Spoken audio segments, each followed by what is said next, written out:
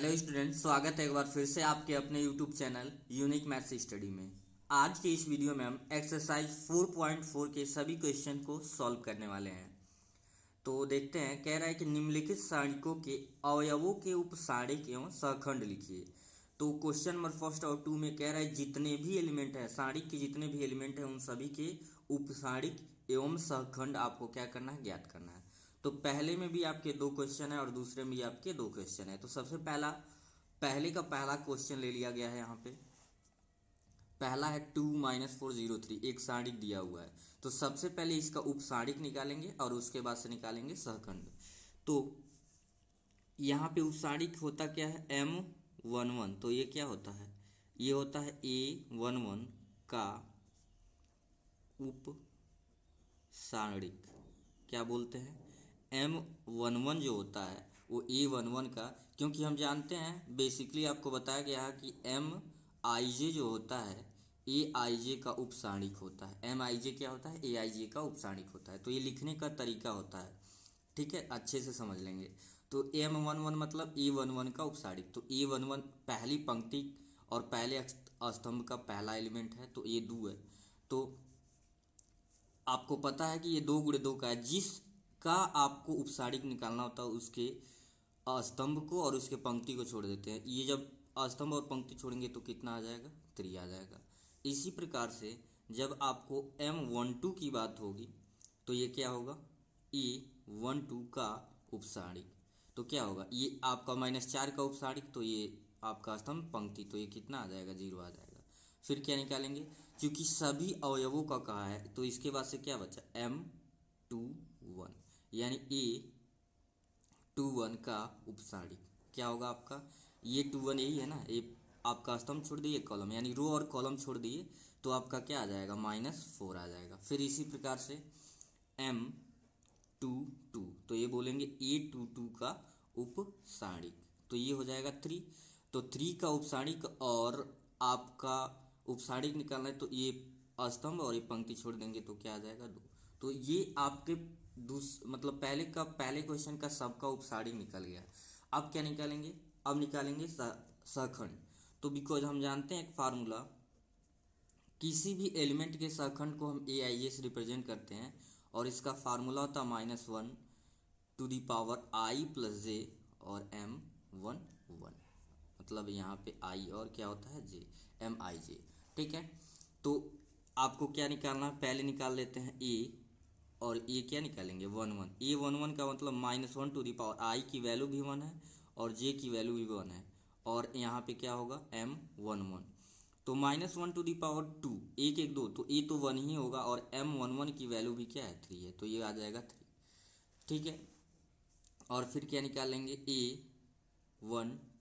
A12 का मतलब -1 to the power 1 + 2 और M12, तो 2 1 3, तो -1 पे 3 घात का मतलब होगा -1, और M12 की वैल्यू 0 है और 0 से मल्टीप्लाई करेंगे तो क्या आ जाएगा, 0। अब क्या निकाल लेते हैं, A21, यानी -1 टू दी पावर 2 + 1, I की वैल्यू 2 और J की वैल्यू क्या है, 1 है, और यहाँ पे क्या होगा आपका, यहाँ पे होगा M21, तो ये -1 होगा और M21 की वैल्यू -4 है, तो -4 का -1 में होगा तो ये आपका क्या आ जाएगा, 4 आ जाएगा।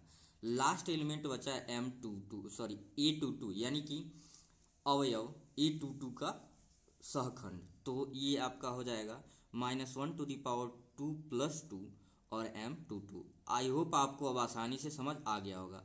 तो 1 पे घात 4, -1 पे घात 4, तो इसकी वैल्यू 1 ही होगा, M22 की वैल्यू 2 है, तो ये आ जाएगा 2। तो ये आपके पहले पार्ट का क्या निकल गया, ये आपका उपसारणिक था और ये क्या था, सहखंड, ठीक है। तो आई होप आप सेकेंड पार्ट लगा लेंगे, दूसरा जो पहले का दूसरा क्वेश्चन लगा लेंगे।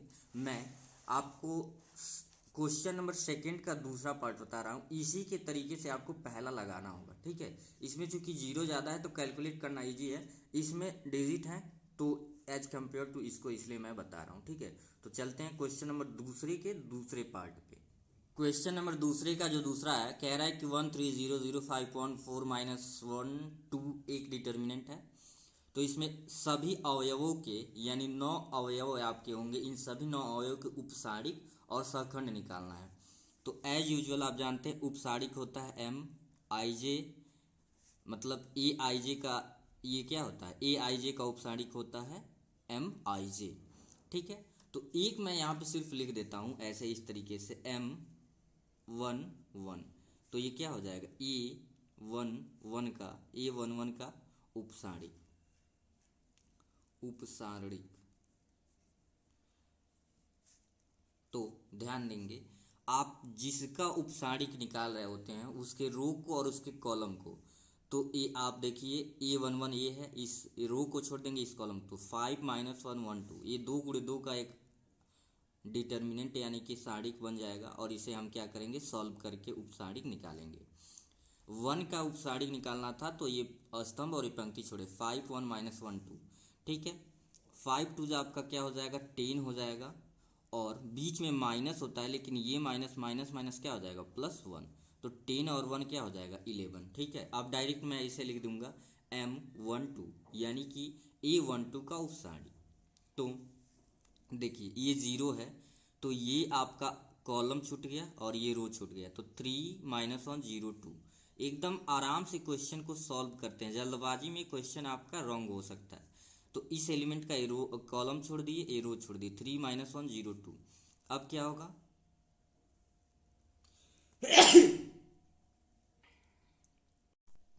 अब यहाँ पे 3 का 2 में मल्टीप्लाई करेंगे तो ये हो जाएगा 6, और 0 का -1 में तो ये -0 चाहे कुछ भी लिखिए, ये आपका क्या आ जाएगा 6, क्योंकि 6 में से 0 घटाएंगे 6 ही आएगा। ठीक है, अब हमें निकालना है M13। तो M13 का मतलब क्या हुआ ध्यान से देखेंगे, M13 का यहाँ पे A13 का क्या है उपसारिक, M13 का मतलब A13 का उपसारिक, तो ये 4 है, तो ये आपका कॉलम छोड़ देंगे, ये रो 3501 क्या आ गया 3501। ठीक है, तो यहाँ पे लिख देंगे 3501, तो 3 का 1 में मल्टीप्लाई होगा 3, और 0 का 5 में होगा -0, यानी कि ये कितना आ जाएगा 3 आ जाएगा। तो इसी प्रकार से हमको सभी अवयवों का क्या करना है, एक एक का निकालना है। अब तो पहले पंक्ति का निकल गया, अब दूसरे पंक्ति में यानी कि M21 यानी कि A21 का उपसारिक। तो यहाँ से थोड़ा देख लेंगे A21 क्या है, ये आपका A21 है 3, इसका निकालना है, तो ये आपका पंक्ति और ये रो छोड़ 0412 बचा, तो यहाँ पे लिख लेंगे 0 4 और 1 2। इसे सॉल्व करिए, 0 का 2 में मल्टीप्लाई करेंगे 0, और माइनस के साथ इसका गुणा इसमें करते हैं, तो 1 का 4 में होगा -4, यानी 0 - 4 ये क्या आ जाएगा -4 आ जाएगा। ठीक है, इसी प्रकार से निकालेंगे M22। ठीक है, M22 में क्या होगा यहाँ पे देखेंगे, ये A22 का उपसारिक होगा, तो ये 5 है, A22 क्या है 5 है, तो इस रो को और इस कॉलम को यानी 1402 बचा है, तो यहाँ पे लिख लेंगे 1402।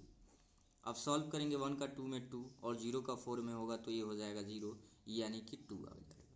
अब दूसरी पंक्ति का लास्ट एलिमेंट का यानी 23 यानी A23 का उपसारिक, तो A23 पे देखते हैं क्या है, A23 पे है -1, तो ये आपका कॉलम छूट गया और ये रो छूट गया। ठीक है, ये कॉलम रो, तो 1001 क्या है 10 एंड 01, तो यहाँ पे लिख देते हैं 10 एंड 01।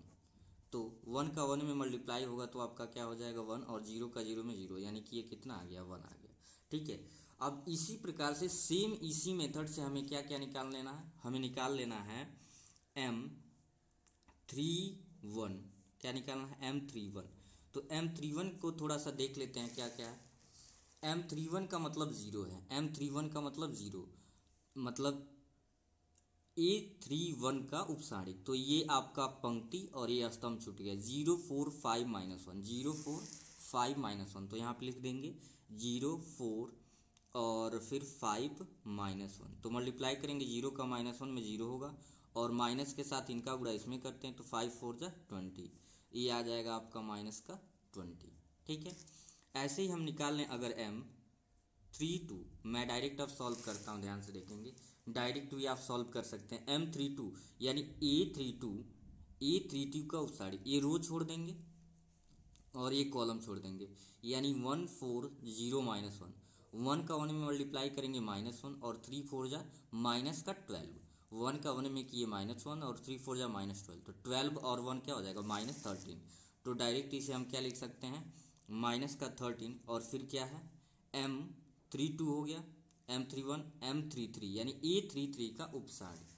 तो A33 एलिमेंट आप ध्यान से अगर देखें तो क्या है आपका A33 है, ये आपका 2 के कॉलम को और रो को छोड़ देंगे, 1035, 1 का 5 में वो 5 और -3 0 जा 0, तो ये 5 हो जाएगा। M33 की वैल्यू कितना आ गया, 5 आ गया। ठीक है, यानी टोटल जितने भी आपके एलिमेंट्स है सबका हमने क्या निकाल लिया, उपसारिक निकाल लिया है।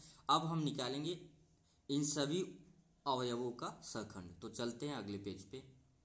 ये जितने भी उपसारिक आए थे सभी अवयवों के लिख दिए गए हैं, क्योंकि हम जानते हैं फार्मूला होता है सखंड निकालने के लिए AIJ = -1⁻I+J और MIJ, यानी सखंड निकालने के लिए आपको उपसारिक की जरूरत पड़ती है। तो अब इसी फार्मूले से हम एक एक करके निकालेंगे। सबसे पहले निकालते हैं A11, तो -1⁻1 + 1 और M11। तो ध्यान से देखेंगे -1⁻2 तो ये तो आपका 1 हो जाएगा और M11 की वैल्यू 11 है, तो ये कितना आ गया 11।